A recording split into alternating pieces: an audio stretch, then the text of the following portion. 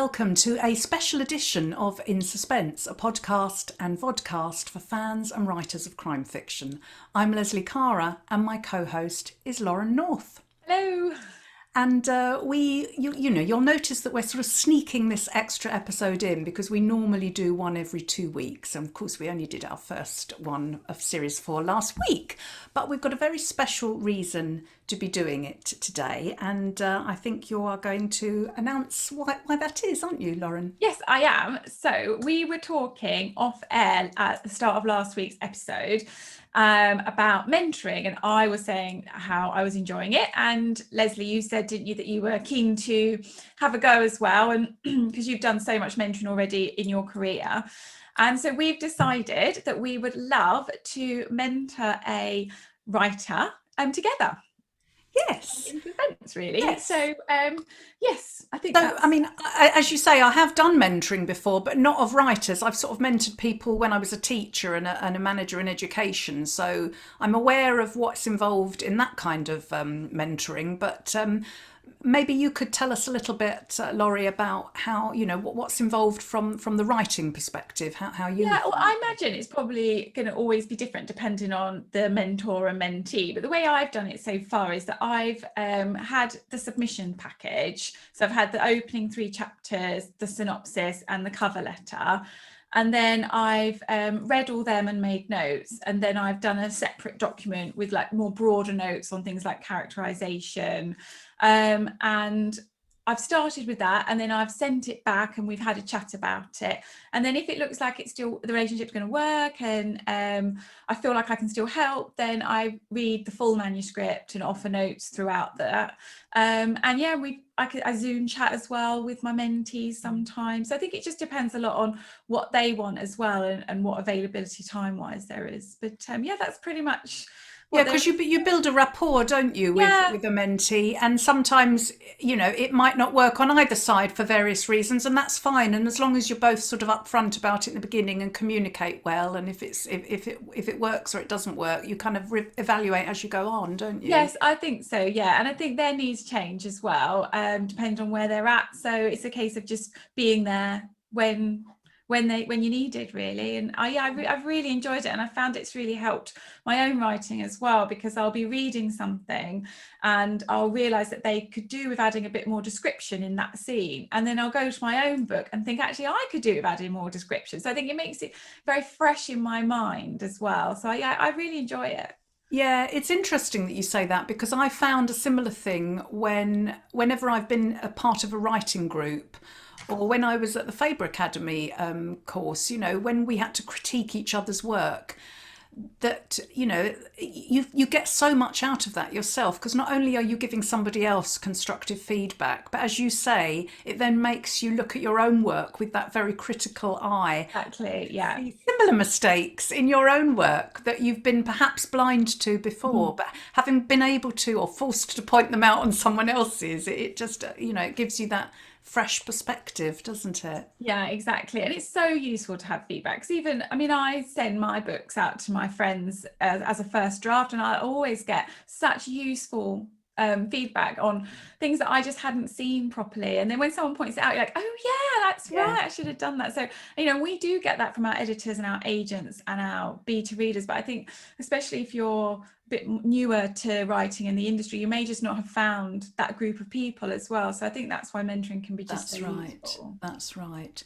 So shall we tell people a little bit about what we're looking for? Yes, we have only just agreed this ourselves, so bear with us. It's a bit right. So I think what we'd like is, if you're interested in becoming a mentee, could you send us an email, which I'll give you the email address in a second, and tell us a little bit about yourself, about what you're writing and what stage you're at with your writing.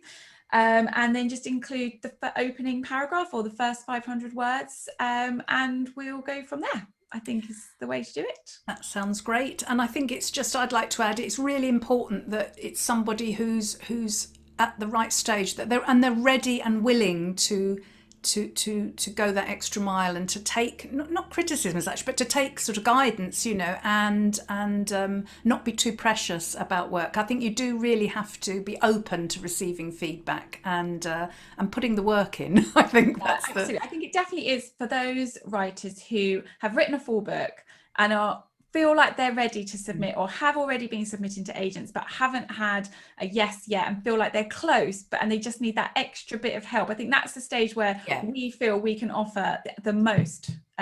We won't be of any help to you. Well, we could be, but what we're not looking for is someone who's maybe just thinking of writing a novel, or someone who's started but hasn't, maybe just done a few chapters. You really do need to have sort of actually, as Laurie says, completed a piece of work, a full-length novel, and be almost there.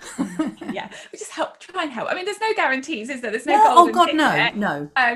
We can't make any promises. I think that's the thing I was going to say as well. There is no guarantee of getting agents or anything. I mean, writing and reading is so subjective, as we all know. But I think what we can do is just help someone get a manuscript into the best possible shape. And maybe give them that little extra push so that they've got a good chance of securing an agent, but absolutely no guarantees. There never are. I completely agree. So if I say the email address, it's Lauren@lauren-north.com. As I should have written it down and I could have held it up. But as you say, we'll tweet it and we'll put it on the website as well. If I'm very clever, I will, when I'm editing this, we'll have it come up on the screen, but I can't make any promises right now. Now that will be very impressive. Yes, I'm really worried about doing that now. So yes, I have done it already. And I met earlier this year, at the start of the year, a lovely aspiring author called Becca Day. And she is actually here to talk to us about how she found mentoring from the mentee perspective. So let's say welcome, Becca. Welcome, Becca. How exciting. Hi, Becca. Thank you so much for joining us. It's lovely Thank you for having me. Lovely to have you with us. And I think before we start diving in with all our questions, perhaps you'd like to tell our listeners a little bit about yourself. Yeah, well, I am first and foremost a mum. So I've got a 5-year-old little girl and then another little girl on the way in November. And then I wrote my first book, which ended up in the rubbish bin in 2018, 2019. And then 2020, I was working on what will hopefully be my debut novel. And I worked with Laurie in a mentorship situation, which we're obviously going to talk about a little bit later. And then I also run a YouTube channel where I sort of talk about my publishing journey and hopefully can help a few people through there as well. Fantastic. Amazing. Oh, sorry, it's my go. I was just thinking, just before we go on, I mean, you also do something with authors as well. Don't you run a like a Zoomy ready thing? Yes. Well, it's not really my thing. It's William Shaw runs reading parties, and I have come on board to sort of help him out, and it's been absolutely brilliant. It's basically an online reading event where we get sort of a sneak peek of new releases that are coming out, and we all sort of read it together, all take it in turns to read sections, and it's just been absolutely brilliant. I've met so many lovely authors and PRs through it, so yeah, it's been fantastic to be involved in. So I have just explained to Lesley sort of how I met you, but do you want to explain from your side of things how it happened and why you wanted a mentor and what you were hoping to get out of it? Yeah, sure. So I've always very much been of the opinion that I need help with my writing. Like I trust that I can write a story. I trust that I can string sentences together and make them somewhat coherent and make a relatively good story. But I'm very self-aware that I'm not perfect, and I don't think anyone is. And I really appreciate getting feedback from people. It's something that's just always really helped me with my writing. It's something that I value massively. And it's one of the reasons I sort of wanted to go into traditional publishing as opposed to sort of self-publishing is I really wanted a team behind me who would help me out with my writing and sort of make it the best it can possibly be. So with that in mind, when I was drafting my novel, I really wanted to get a mentor, someone who I knew what they were talking about. And then you got stuck with me. And you chose Lauren. I did choose Laurie. Someone who had like been there and done it, someone who had done the traditional publishing thing and got their book published and knew what they were talking about. And so I started researching mentorships, and there's a few different ways of doing it. You know, you can do like some competitions on Twitter and things that you can enter. And I was having a look at all of those. And then I can't even remember whose tweet it was, but someone had tweeted about mentorships, and Laurie had commented on it saying, I really want to start mentoring an aspiring author, but I don't know how to start. And I literally just sort of snuck into her replies like, me, pick me. Here I am. And it was the start of something rather beautiful, I think. Oh, that's lovely. Yeah, if you don't ask, you don't get in this life. So how did the whole process work for you with Lauren then, Becky? How did it pan out? So when we first started talking, I originally just sent her my first, I think it was 3 chapters, and then like a little, almost like a pitch type thing, just to see if she'd be interested in working on it with me. And she said yes. And then the draft that I sent her was my second draft, and she read it through, left comments, really, really helpful comments, really constructive criticism. We had a few Zoom calls where we sort of worked out a few kinks. There was a couple of moments where I couldn't quite figure out how to do it, or like there was a plot hole that I couldn't quite figure out how to fix, and jumping on a Zoom call with Laurie and just talking it out. Sometimes that's all you need, is someone to sort of be a sounding board and someone to talk to about it, and then you can kind of figure it out in your own head. So that was massively, massively helpful. And then I went through and did my edits for my third draft, and she very kindly reread bits to see if I had sort of done it, if I had implemented the feedback in the way that she meant and everything. And I didn't take everything on board that she said, but a lot of it I did.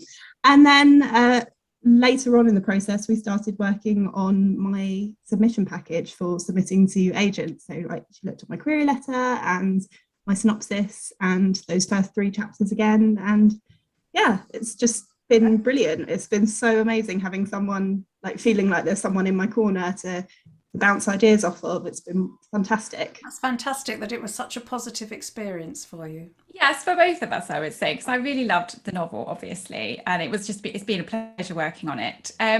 But I know from my own experience that it's not always easy to receive constructive feedback, or just things that you don't, especially when you poured so much into a novel, and to have someone say, oh, I just don't think that bit's working. And there were places where I did that. How did you cope with that? Because I can imagine it's not easy. And if you want to say that you cried and swore, that's fine. But how did you deal with that? Because we were saying earlier, didn't realize it, part of being a mentee is being open to suggestions and things. So how did you find all that side? I think it's all about getting in the mindset before you actually start. And to be honest, no matter which way you go into publishing, whether you're going to be self-publishing, traditionally publishing, you're going to come up against people who are critiquing your work. Like that's just part and part of the parcel. The traditional publishing route, once you get an agent, they'll do some edits with you, then your editor will do some edits with you, and you've got to have that tough skin, otherwise you just can't be in this industry. It won't work. So preparing yourself is the number one thing, and sort of saying, I'm doing this for a reason, I'm doing this mentorship for a reason, and I want to get out of it everything that I can. And so sort of just every time there was something that was a little bit like, oh, I'm not sure about that, I just sort of took a moment and sort of stepped to one side a little bit and just really thought about what Laurie was trying to say, and like everyone's got a different opinion. Writing is very subjective, and just asking myself, does she have a point here? Is it because I'm getting is it because I'm getting really attached to it because it's my book baby, or actually is she right? And most of the time she was right. And it's the same thing with when I was getting edits through from my agent. There was one bit where she said about my opening chapter she didn't think was quite working, and that was my favorite bit of the whole book. So to try and edit that and tweak it was really hard for me, but it's, like I say, it's gonna come up no matter, even if you self-publish, you're going to come up across people leaving reviews saying, oh, I didn't think this was very good. And it hurts, but no one is perfect and no writer is perfect. And you need to, if you're not going to take on the feedback that you get, there is absolutely no point in you doing a mentorship. Like that's what you're doing it for. So yeah, if you want to make the most of it, you just need to kind of suck it up. Yeah, well said, well said. So you worked with Laurie for several months, was it, before you started submitting to agents? Is that right? Yeah, I can't remember exactly how long it was, but we, like I say, we did the second draft, and then I went through and did a third draft as well while I was working with Laurie. So I can't remember exactly how long it was. You're a quick worker though, aren't you? I would say, Becca. So yeah, it didn't feel like a massive length of time between us because we were both quite quick. I tend to be faster with my edits than with doing the first draft. So and what happened? What happened then? What happened after that? So like I say, we worked on my submission package a little bit, and before I sent it out to agents. And then while I was submitting to agents, I think this is probably the bit that I found the most valuable of the mentorship, which is really bizarre because obviously we put so much work into the actual book, but after the book was written and after all the edits were done, the beautiful part of having the mentorship for me was that I had someone then who I could talk to while I was querying, because querying is just a horrible, horrible time. It really is. Like sending out your book to agents and getting those rejections in is just the most heartbreaking time. And to have someone there who I could then message and say like, oh, I've had another rejection. It was so helpful. And like, I think at one point I said, I'm getting quite a lot of full manuscript requests, but then they're rejecting the full manuscript. So obviously the first 3 chapters are good. So maybe I should just scrap the rest of the book. And if I'd been on my own, I probably would have done that. I probably would have just scrapped the whole book.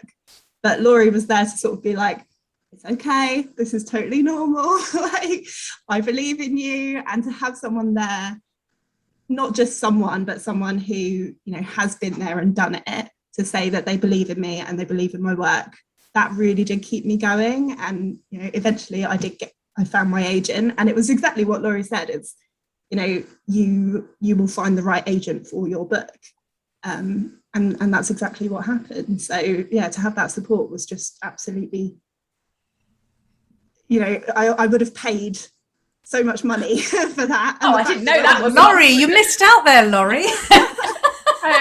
Hilariously, I still feel a bit bad about this, Becca, because I remember you were doing some edits, but your submission package was ready, and you sort of said, oh, shall I wait and finish my edits before I submit?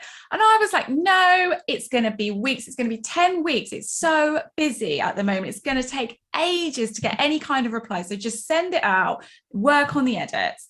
And then I think you must have had about 3 full manuscript requests within the first week of subbing, which was amazing. I knew you had that horrible weekend where you were having to then do all your edits. So I felt a bit bad about that, but obviously really good for you to have that. Well, it was the first, I sent out my batch of queries, and then 2.5 hours later, I got a full manuscript request. And I literally messaged Laurie. I was like, oh no, I haven't finished my edits. Yeah, that was my fault. But don't do that. If you're querying, don't do that. So tell us first, who have you signed with? So I signed with Emily Glenister at DHH Literary Agency, and she is just absolutely fantastic. Like, to have her in my corner has been so amazing. And all the other rejections, I'm so glad they happened because I found the right agent for me, and I think that's something that every aspiring author should remember. Well, congratulations. That's absolutely phenomenal. Well done. That's really, really, really good news for both of you, but particularly for you. Well, Becca, I would say I would take no credit. It was completely Becca. No, You should. You were a big part in it. Oh, thank you. But it is all you, and it is all your hard work, really. So I think from the mentee, all you can do is read it and give feedback, but you're the one that's done the work with it and has kept going, which is so impressive. Yeah, that is absolutely fantastic news. What advice would you give to anyone out there who's listening to this who might be sort of toying with the idea of trying to get a mentor, and who might be in the same position that you were in, this time last year or whenever it was that you first contacted Laurie? I think I'd say, in terms of actually getting the mentorship, I'd say get yourself on Twitter.